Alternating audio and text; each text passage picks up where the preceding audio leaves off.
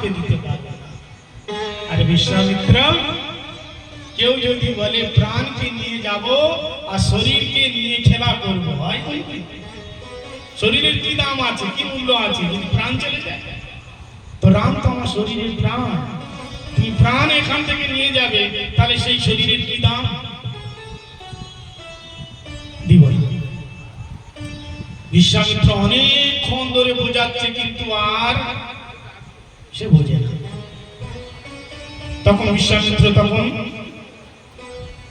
একটা মাথায় বুদ্ধি খাটাবে, ইয়ে তো রাজা হলেও পুত্র সন্তানের মোহ থাকলেও সংসারী মানুষ, তো সংসারী মানুষ কিভাবে কন্ট্রোল করতে হয়, কবজা করতে হয়, বিশ্বামিত্র জানে। তখন বিশ্বামিত্র বললেন, তখন পাশে বসেছিল গুরু বৈশিষ্ট্য। বিশ্বামিত্র নিতে এসেছেন তপবন থেকে, গুরু বৈশিষ্ট্য বললেন, তব বৈশিষ্ট্য বহুবিধি সমঝাবা, নৃপ সন্দেহ নাশ কহ পাবা। তখন বিশ্বামিত্র বললেন, গুরুদেব আপনি কিছু বলুন বৈশিষ্ট্যকে। বৈশিষ্ট্য বললেন, দশরথ শুনুন,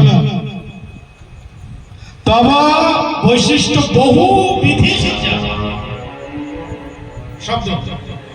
শব্দের উপরে ধ্যান দেন। তব বৈশিষ্ট্য বহু বিধি সমঝাবা। বহু বিধি মানে সাধারণ অর্থ অনেক প্রকারের বুঝালে, সমঝালে। কিন্তু দশরথ মহারাজ বুঝে গেলেন। কি বুঝে গেলেন?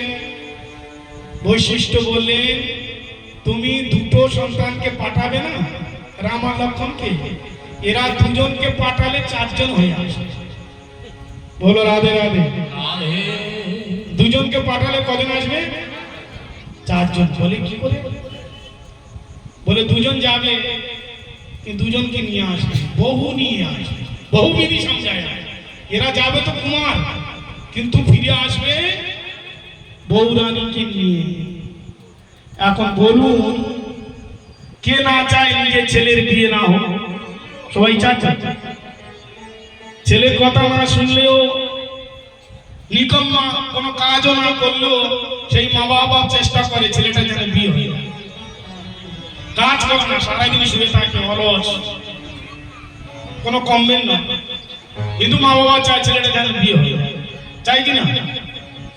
বহুবিধি সমঝাই বলছেন, তোমার ছেলে দুজন যাবে, চারজন হয়ে আসবে, বৌরানীকে নিয়ে আসবে। এখন বলো পাঠাবে? তখন দশরথ মহারাজ বলছেন, আগে কেন বলো, নিয়ে যাও না, কে মানা করছে? বাবা বউ নিয়ে আসবে সাধারণ ব্যাপার। মায়েদের মনে সন্তানের প্রতি, সন্তানকে বিয়ে দেওয়ার জন্য এত উৎসুক,